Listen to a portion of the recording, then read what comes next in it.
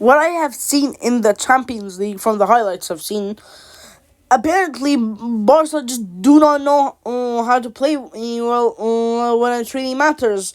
It's not just Barca, it's mainly Kubarsi, because apparently Kubarsi did not know how to play football. And when he saw that freaking Giuliano Simeone, yes, Simeone's son, who was through on goal, he just decided to tackle him. Last man, of course that would be a red.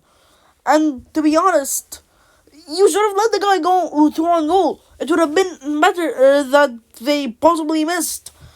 And the fact that he wouldn't have gone red would have just made our defense better than it was that whole game. And as a Barca fan, that's something I would have appreciated. Had Simeone just missed, and we would have only lost 1-0, or possibly even tied, maybe even won. But apparently, Kubarsi just had to take out Simeone last man. And honestly, Alvarez, like, I can't complain, to be honest. He's just a really good striker, to be honest. And apparently, Lava nor Ferran just did not know how to shoot a ball. And to be honest, that is kind of true. Both of them do not know how to shoot a ball, from what I've seen from them before. Honestly, Lava at 37 years old is still playing at the top level, which is a little respectable, to be honest. Being that old and still playing at the top level needs more respect, but you can't be trusted against a team like Atletico, who can just hit you on the counter. Especially this season, they've had more of an attacking mentality than they've ever had.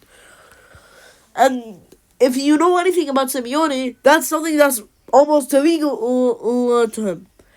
To be honest with you, that whole match sounded like it was so winnable. But now the tie, he just got so much harder. I think if we can pull off a comeback, that will be amazing. But I doubt that we can make a comeback.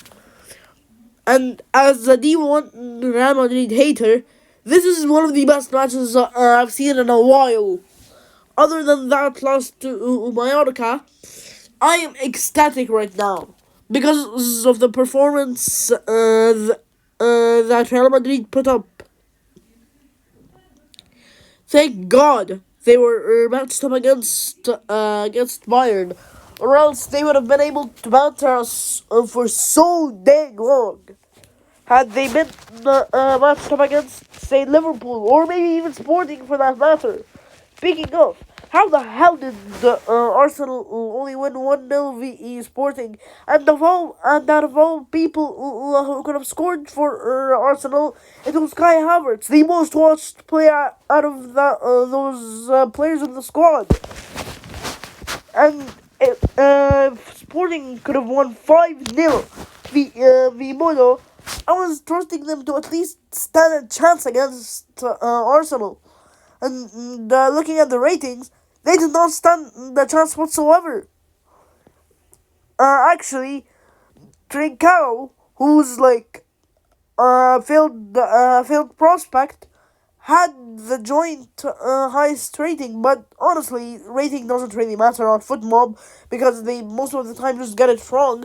But Arsenal are a team that sadly will most probably win the title of the Premier League, and we do not need them winning against a team like Bayern or maybe even Barca.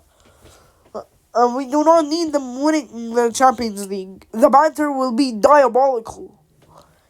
And you just know we will not be seeing the end of it if they do win the UCL.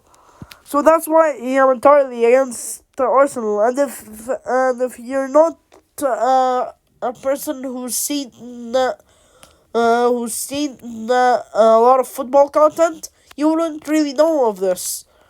But now you know. Anyways, how did Liverpool not get absolutely smashed? At least 3-0, losing 4-0 to an inconsistent City. Granted, they were doing pretty well in that match. Losing only 2-0 to PSG was actually a miracle, to be honest. Due and Kvara must have been holding back like a lot. Kvara got an 8.5 rating, but still, they must have been holding back a lot. For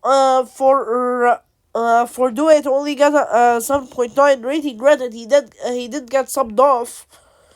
For him to get the 7.9 rating against a team like Liverpool with, God forbid, Joe Gomez as their center back, along with Van Dijk, who's just an icon of the game.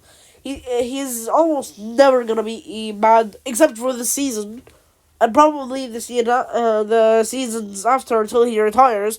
But you also have Konate and Gurkaz. Are for real?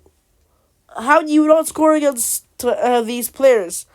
And the washed Frimpong. How is it possible that you don't score against these players? Who the hell is Dione who got subbed on? Granted, he did get subbed on the 90th minute, but still, how the hell did that not? How the hell did that Liverpool team not lose at least 3 or 4-0? They should be lucky. They should be lucky to only lose 2-0. Anyways, I hope you guys enjoyed this video. From now on, I will stay up to date with everything. And I hope you guys liked this video. Like, subscribe, and I will see you guys in the next video. Bye, guys.